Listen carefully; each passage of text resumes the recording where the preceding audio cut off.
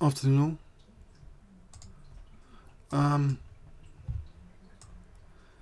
Gonna live stream a look at Peter Large. So I'll put Peter Large on the left here at chessgames.com. Have a look at a few of his games. I'll just put your chats if you've got any questions on the right. And I'll just mention it on ChessCube. Okay.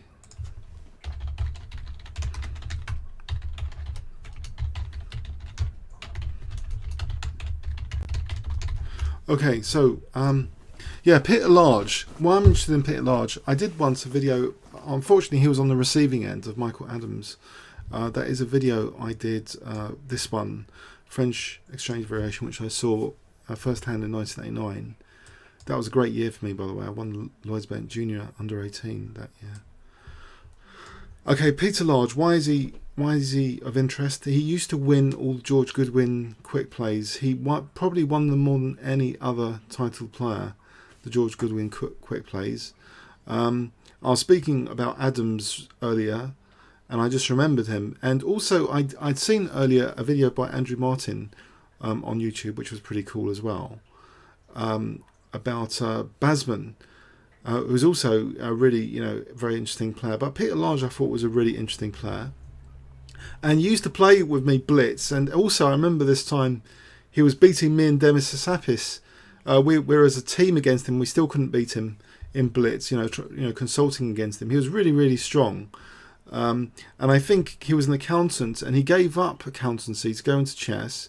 I think his results went down, then he went back to being an accountant, and his results improved again. So I think it was job security in his case which helped his chess to be better. He more relaxed, less at stake. I think that is a profound effect on your game. If you've got a solid occupation, you go professional chess, then there's a lot more at stake. And he's got a lot of creative flair, and this creative attacking flair maybe needs some sort of outside security, not worrying about financial whatever consequences of seemingly playing unsoundly. But there's some beautiful attacking games, okay, but sometimes he's on the receiving end. But here against Malcolm Payne, who does the London Chess Centre in the London Classic each year, Malcolm Payne, another IM. Let's have a look at this game first. So back in 1977, and I was just saying on the cafe, these games have a certain style to them, which is not in like the top Grandmaster games. They're kind of non-PC games. They're very attacking, direct games. Almost like if you were looking at TV programs from the 70s or 80s, if you looked at the Professionals or some TV programs, extra violent. This is kind of extra violent chess. If we look at this, Peter Large against Malcolm Payne, a fierce Austrian attack. Is the board big enough, or shall I zoom in on the board? Is the board okay? I could zoom in on the board. We can zoom in here to make it a bit bigger. Okay, that's better, isn't it? Okay, so Austrian attack against Pietz. Not Perk, is it? Pietz. So G6, F4. So this is the fierce Austrian attack. So the bishop's left at home on C1 because White really wants to get this E5 in, and often E5 is going to lock in this bishop because White will have a secure pawn on E5. That's one of the points of this system. You get this pawn and it hems in the bishop, and and it's attacking wedge. So it's interesting here. Okay, so bishop D2. I think Demetrius Agnos once said to me, White's better. He said to me and Paul Georgia, actually, knight takes, queen takes, and you play queen E2, and then you're better because the bishop's blocked in. Okay, but he didn't do that. He played bishop D2, which is probably good as well. So bishop takes F5. And you might think, okay, there's no problem here for black, surely. Well, actually, it's funny here, actually, that White doesn't even mind the exchange of queens. He's not too panicky about exchanging queens, which some of us might be. But have a look what happens anyway. So now White takes the opportunity to avoid the exchange of queens, but the pawn on F5 is great leverage here for G4. It's just waiting for a G4 to rip open the G file. And I can say that fluently because I've looked over the game beforehand, which is why I want to look at games beforehand before showing you. But, you know, to make me seem cleverer. But actually this pawn is a good excuse for a vicious g-file attack. And we're going to see a beautiful attack now with this g-file. Quite crude, very, very crude, but effective. So e6, rook g1. Yeah, rook g1. Of course, white can't castle queenside. It's an illegal move. But white's going to just rip open that g-file. Bang. Great for Warzone chess. Rook d1. Okay, kicking the queen. So knight d4. But now look, there's a slight weakness which needs to be emphasised now. And white can emphasise it with, you know, an exchange sacrifice here coming up. So takes, check. Doesn't mind the exchange of queens again. And now here we have it. Here we have it. I hope you guys can guess. I did give a clue earlier. And this is why I think these games are like watching films from the 1980s. You don't see this in Grandmaster games, do you? Bang, bang, bang. You know, this is like watching a 1980s film. Bang. Rook takes d4, actually, not rook g7. Rook takes d4. So if bishop takes d4, bishop d, that's like mating. If rook takes, then maybe just rook takes g7 and rook d8 check, winning the rook if rook takes f5. So rook takes d4. Now we have rook takes g7. Wow. It's good stuff. So, you know, what have we got here? Well, if king takes g7, I think rook d7 is strong. So actually take, and he just left himself an exchange down. But what is black doing about this imminent threat, this imminent discovered check? Not much, really. After bishop e5, the imminent discovered check's on the cards. And also this way as well, you know, rook takes b7 is dangerous. Just mowing a few pawns. Actually, just let himself be mated with rook g1. So I thought that was a crude, beautiful sort of attacking game. So I thought it was great for war zones. You know, we have to win as quickly as possible in war zones on ChessCube. I thought this was ideal, isn't it? Look, Austrian attack, and you sort of just rip open the G file. Yeah? Just rook G1, just rip open the G file, and then sack on G7. So I thought that was pretty neat. So you guys think that was pretty neat, yeah? But there's other games like that from Basman, and they're all of the same style. It's a really direct style, the games you get on here. We don't have to go back to the Romantic era. We just go back to the 80s of British chess. So let's look at another one. Large against Moir.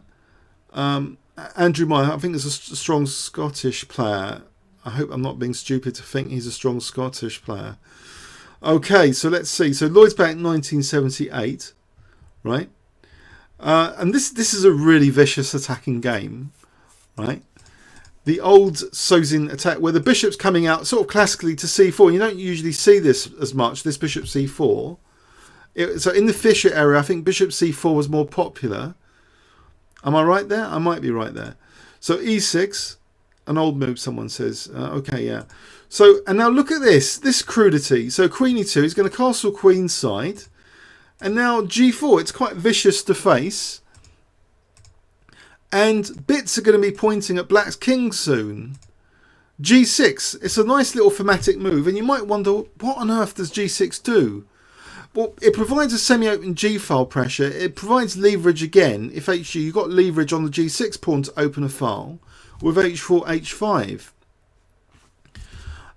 It's also got some other consequences, that it's difficult for black to defend if this pawn is paralysed by its own pawn on g6. So let's have a look now at the attacking consequence here. So h4, you see leverage. He's going to use that pawn as leverage to rip open the h file. h5, so he's tearing to shreds out of the h file, but he doesn't take on h5 at the moment, just f4. So f5 is going to be ripping out in this diagonal, as well as exploiting the knight, which it can't, you can't do g takes with the knight. And he's also, funny enough, allowing You know, it looks like a blunder, doesn't it? Knight g3, it looks like a blunder. But this is the beautiful thing about this game. This apparent blunder move, when I looked at it, because I know the outcome, I just think it's a beautiful move now. I'd never think of doing this. Would you think of playing f4, seemingly allowing knight g3? Well, yes, because actually this rook is destined to help attack the king, believe it or not. It looks pretty dangerous. White just plays queen h2, threatening mate, so the knight has to take, and now you just play rook d1. And how on earth is black defending now against rook h1 and queen h8? What a beautiful idea. Just lose the exchange to get rid of that knight. That knight's been gotten rid of on the h file. So it looks like another 70s film, doesn't it? 70s, 80s. It's like watching crude attacking stuff, I think. And it's really quite amazing. You know, it's quite ingenious. So queen takes g3 is now, you know, with the threat still, you know, well, multiple threats, rook h1 and queen h2. Or if this diagonal, you know, e5, there's queen g6. Because, you know, we've got that pawn pinned if e5, yeah? Or there's knight d5, of course. But otherwise, f5 is also dangerous. So what did black do? He plays b4. So we carry on the h-file attack. You just want to mate black on h8. So forget the knight. It's a bit of time there again. Bishop d4, start pointing things at the king. So what's the threat here? I think the major threat is just like, I think it's queen h2 and queen h8. So check f6, takes, and now, okay, where's the attack? Well, there's rook h7 to threaten mate on g7. Because the queen is sealing f7. If you had played queen h2, you know the king's got an escape, f7. This way, look, you've cut off the king's escape. Yeah? And you're still threatening rook h7. Okay, so rook h7. So just threatening mate. Queen h5. Again, you've cut off the king from f7. So rook h8 is threatening mate. And here black resigned. So what do you think of that? Another beautiful kind of elegant attacking game with the white pieces from Peter Large. Unfortunately, you know, before on YouTube, I only put him in a sort of negative light, his loss against Adams, because Adams was such a superstar, but he's really had some nice attacking wins, and this f4 is an ingenious idea, don't you think? Just to get rid of that knight. Forget sacking the exchange, but also I suppose rook h5 does look dangerous as well. I don't know. Rook h5 takes, it looks dangerous as well. Interesting. But it seems this is a very interesting approach as well. Okay, so we'll go on. We'll go on. Forget what Houdini says. We'll go on. So Basman Large. Okay, he's on the receiving end because I was interested. You know, I've just been looking at a Basman game earlier from Andrew Martin's video. So Basman was a very interesting attacking player. Okay, Large. Peter is on the receiving end here. Not of the Grob actually, but of King's Gambit, which transposes into Vienna game territory.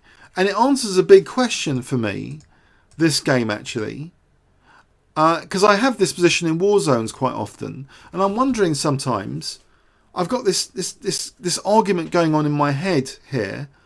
Do I take on e5 or not? Because I think sometimes it's controversial to take on e5 because d takes and black increases the bind on the d file. But the thing is, the plus side of f takes is the f file and f6 in particular. So check this out. So d3, and now actually f takes e. He doesn't mind black increasing the bind on d4. So there's a particular reason here. That after takes, he actually takes, he pins the knight, and the answer is revealed now why this might be justified. Why give black this bind on the d file? You just play rook f1. This is Basman providing the answers though. Rook f1, and it looks as though black is in trouble here. So Peter was in trouble. Horrible double pawns. which are more significant than white's double pawns. So it's all a bit of evaluation going on here. Which pawns are more significant? But you know, if black's got this structure, I think that's worse than white's structure, because you know there's frontal pressure on the f pawn. There's no frontal pressure on the c pawn, is there? So which double pawns are weaker? I think it's black's double pawns. Basman is very famous for organising the UK Land Speed Challenge every year. There's thousands and thousands of school kids which play in his tournaments, as Andrew Martin has said. So they're both kind of famous in their own right. Peter Lage was just this, you know, guy that used to win these 30-minute, you know, rapid plays each weekend. It doesn't matter if GMs turned up; he'd still win a lot of them. For some reason, 30-minute chess, he had a very special talent for 30-minute chess. But Basman also actually won a few of the 30-minute tournaments as well in the old days. So okay, so rook d5. It's evident that white's double pawns are not a problem. The pawn on c4 is nice support for d5, and f6 remains a problem. So it's clear, you know, the double pawn war is being won by whites here, actually. But for me, it just answered this question about how to play the Vienna. You know, this controversy about f takes e. So I might try that out later. And of course, the winning rook and pawn ending now. Okay, so that was an interesting game as well. Not a violent attacking game, and Peter Lage on the receiving end. But there was a particular answer there I wanted. You know, if it's anything to do with systems I play, it's sort of interesting to see how the positions are played. So Nunn Lage. Now this is quite brutal. So Nunn was very, very dangerous on the white side of Sicilians. I bumped into him at the London Classic, actually. I was waiting to get a coffee, and he was going. I was chatting to him a bit. The London Classic, the last London Classic, and he's the world champion at puzzles now. I have this idea that he might have given up because of the stress of long file games, but he's into puzzles anyway as the world champion. He's been a world champion of puzzles for a few years now, John Nunn. Yeah, he was a British champion, I think, at least one, maybe a few times. I don't know, at least once. So f5, and okay, so this is brutal. This sort of position, because white's sacking a pawn to emphasize the diagonal. And this rook f1, it seems, you know, take another pawn. You know, saying black, take another pawn. He takes actually the e pawn there. So what does white have here? White has a lot of pressure, you know, on the diagonal on f7. How can white point the pieces at the king here? Well, he doesn't need to at the moment. He just takes on e4 first. Now he starts pointing pieces at the king, which again remind me, you know, this game is another 80s game. You don't get to see this stuff in the Grandmaster tournaments nowadays. You know, just pointing a bit at the king. You know, like bishop d4 coming up. You know, another. You know, these bishops are pointing at the king. You know, with the rooks. You know, so bishop d4, passive, horrible-looking f6. Just c3 for the moment, stabilising the position. But also, actually, not just stabilising the bishop can now come to c2 to attack h7. So it's not just a defensive measure. So bishop c2 is on the cards now as well. So bishop c2 here. And now we get brutality. This is the kind of stuff which I feel really bad about doing in the war zones to win quickly, you know, sack a few bits. But you do, you just sack a few bits to get to the king. You know, sack a bishop. And then another bit, a rook sack. And the king's totally exposed. Where's the king going? It's totally exposed. Check. And here actually black resigned. Probably because rook g7 if king f7, and if king h7 then queen h5. So that was real brutality as well, but for John Nunn, you know, from John Nunn. This is the style, it seems, of the 80s. This is an amazing style that a lot of players had. A sort of English romantic era or something in the 80s. You know, these guys are really just going for each other's king. You know, sacrificing the bits. Yeah, king safety is a major element. Okay. Basman against large. Now this is brutal Grob. Yeah. So this is brutal Grob. I was sometimes doing well in the quick plays in the 80s. You know, sometimes I nearly had the chance to win on time against Peter Large, but unfortunately, with about 1 second on his clock, he mated me. So he was really good at those 30 minutes. He just knew. He just took his chances. So Basman against Lodge, G4, Grob, and there's a lot of trump cards going on here for white. Because, you know, we're patzers, right? We wouldn't know how to play this after. But he plays it like a souped up French defence with white. You look at this game as a reverse French defence and it sheds a completely different light on it. The strategies look totally, you know, valid, right? If you follow this game, so h3, you see already there's a positional threat of g5 all the time to dislodge a knight, which would mean d5 is a bit weaker. So bear that in mind, that also the bishop's going to exert influence on d5. So we've got a lot of annoyance for d5 already, yeah? Because of this knight f6 g5. So d4.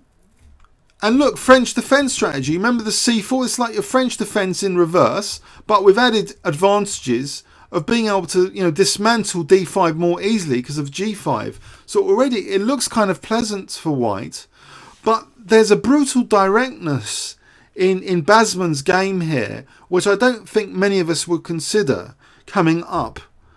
So g5, look, it's difficult for black to even arrange a defence comfortably of d5. So positionally, this is like a souped up French defence with extreme pressure when, you know, f3 comes. Because you imagine in the French defence you're playing f6, you're trying to undermine the centre. Here it's as if the central undermining is supported also by this pawn on g5, if you see the logic of that as a reverse French defence. Do you see the logic of that? Okay, so white can build up pressure on d5, which he does, but the brutal thing here, in this position, I think he was a runner-up once, according to Andrew Martin. But the brutal thing's coming up. Queen a4. Who would have thought? Queen a4. It looks like a crude move, but actually it's more pressure on d5, paralysing this pawn. Queen a4. Look, you've got pressure here. You've got pressure here from this one, this one, this one, and this one in effect, because, you know, this knight's had to go to g6 to try and exploit h4. So it's a lot of pressure on black's centre. So c takes.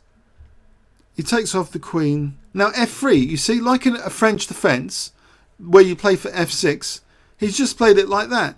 And black's king's in real trouble now. So Peter had his king exposed. But funny enough, it's as if white wasn't going to play e4. So he plays e3. I don't know why he didn't play e4 immediately. And now he plays e4 strangely. Maybe he could have done it in one go. I'm not really sure. But maybe he's worked out that actually the black king's in trouble here. So knight e5 check. And this is enough for a good attack, this position, believe it or not. Maybe it's because the rook's over there. These rooks are hemming in each other. That the king is a bit exposed on the d-file right now. And you might not think this is a big deal because there's only two rooks and the bishop. But it's brutal what happens now. Check. I don't know if this was suicidal. I think maybe king c8. But then bishop c5, you see, might be annoying. Bishop c5 and then rook f1. So I don't know why this was the reason. But the king gets slaughtered now. Check. Check. Castles. And look, the king shouldn't be there. It shouldn't be there. Check. And he takes now on f7. So attacking the knight. He's just winning material, basically. He's just won material in the game. So that was an interesting game anyway. I thought, okay, he's a bishop up. There's not much to see after that. It's not very interesting. He's just a bishop up. Okay? But look at the strategy. I think the strategy is quite beautiful for white as a sort of reverse French defence. Do you see what I mean? With a lot of pressure on the central points. See what I mean? So he waited for rook f8 to play e4, delayed e4, a bit cunning there, waiting for this configuration where e4 might be slightly more effective here. Okay, so these are interesting games so far, I thought. The rest was just technique there. Bishop up. Hebden large. Now this answers another question I've been having in war zones, another quandary decision to make, and I had a disaster game trying because Garwin Jones had played this bishop b5, and I was first told about this bishop b5. Well, it was explained by two IMs. Well, no, sorry, one GM and one IM when I asked about it at the London Classic last time. What is the point of this bishop b5? Why not bishop c4? The point is, bishop c4 is often answered effectively by e6 and d5. So really you want to loosen black's control of d5 and d4 here. And so if you can take out this knight, also, you know, you can just then play on maybe the double pawns as well. So black doesn't want necessarily double pawns. But the big question I had, and I disastrously tried to simulate Garwin Jones, is I thought it was to do with bishop a4. It's nothing to do with bishop a4. You don't want your bishop trapped by a6 and b5. I think the subtle point now for white is just to lose the bishop for the knight, because then black's knight is not going to be in control of d4 anymore. If black's got less control of d4, it makes your crude attacking schemes more effective on the king's side later. So we're going to have this exchange of knight versus bishop. So black has got less control of d4. Okay? So black's got less control of d4. And now white has a nice kind of, you know, attacking position without, you know, many of the issues with these two squares. Look at the issues of these two squares. Without the knight coming into d4, this isn't as painful. So for me, it answers that question about bishop b5 being quite useful. You know, what do you do about knight d4? You answer nothing. You just allow your bishop to be exchanged for the knight, because it's all about central control. There's a war going on for central control here. So white's central control is okay. So knight d2, actually puts his knight. So he didn't want that exchange. So knight c4, look at the central control of e5 now. That knight maneuver is a bit like Benoni, where, you know, knight d2 to c4. But the control on the dark squares is good. This bishop's liberated. So white's got no bad pieces here. The queen's ready to come to h4. The bishop to g5. The knights are good. Black's control of d4 has been shot to pieces.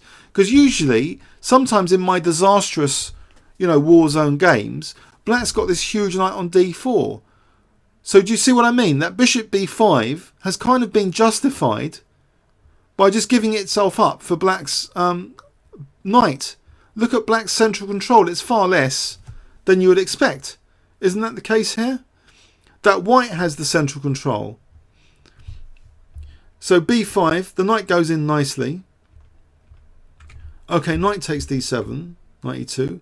Now this knight can still be rerouted dangerously to f4 soon. So knight f4 is coming up soon. Bang, knight f4. So there's a big threat now of actually knight g6 takes you know, slaughtering the black king, or trying to in some lines. But actually now after this move, which lost focus on f6, the weakness of the last move here, bang, rook takes e7. Because f6 has been undermined there. So there's an immediate threat of bishop takes and rook takes d7. Okay, the queen is supporting the e1 square for that. So h3, but there's a strong attacking initiative here. Rook e7. Check. Now bishop h6 carrying on the attack. Check. Whoa! Check. Winning the queen. Look at that pin on the pawn. Winning the queen. Knight e6 check. Winning the queen. So that was quite brutal. But it answers a question for me in this system that you might want to try out bishop b5. A bit of a secret with bishop b5. Look at that positionally. You know, black's control of d4 is far less than usual. And also this other little trick, not allowing that knight to be exchanged off just yet. So I thought that was a nice attacking game, but Peter Large on the receiving end. So let's look at another game anyway. Spielman Large. I don't really want to look at that one. It wasn't that interesting. There was Large Adams, but it's been 30 minutes actually. So I'm going to stop here and we'll go back to the cafe maybe, and I'll check out a few other games in advance. So I hope you enjoyed that. Okay, I'm going to stop here because it's like 30 minutes. Thanks so much.